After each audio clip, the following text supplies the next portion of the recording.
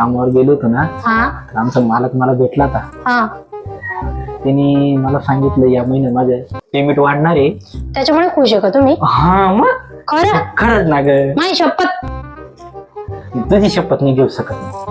मग मला माहितीये तुम्ही का बरं खुश आहेत असं. अरे तुझ्यामध्ये जीव आहे म्हणून मी तुझी शपथ नाही घेऊ शकत. नाही नाही नाही नाही नाही नाही मला माहितीये, नाही तर तुम्ही माझी शपथ घेतली असती.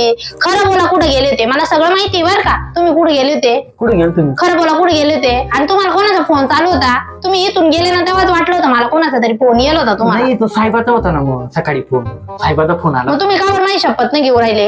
अगं मग तुझ्यामध्ये जीव आहे ना, तुला काही झालं तर मग? झालं तर म्हणजे अगं तुम्ही ते जाऊ द्या, मला खरं खरं सांगा तुम्ही गेले कुठं होते? कामाला गेलतो ना मी. तुला तुम्ही कामाला नाही गेले होते? तू वाटलंच आहे ना, माझा एक मित्र आहे मुकेश म्हणून, त्याला फोन लावून विचार. हा मग मी लगेच कॉल करते. अगं पहिलं फोन लावता काय? ना, म्हणजे मी लावतो ना माझ्या मोबाईल वरून. तू काय तुमच्या लावते? फोनवर कशाला? अगं पण तू कशाला फोन लावते त्याला? माझा मित्र आहे, मी फोन लावतो ना त्याला. तुम्ही एकदम खरं बोला बरं का. मला तो वाटू राहिलंय तुम्ही कुठे गेले होते आणि कुठे जायला गेले होते तुम्ही. अरे बाबा, मला नाही काही विचारलं माझं नाही खरंच काही, खुशाल निघून गेले. मला माहितीये तुम्ही कुठं काय चाळे करता असं. अगं माझं खरंच पेमेंट वाढलं.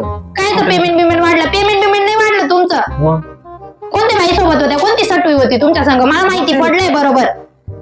नीट राहा बरं का, मी तिचं तोंड फोडेल तुमचं बी फोडेल. आणि अगं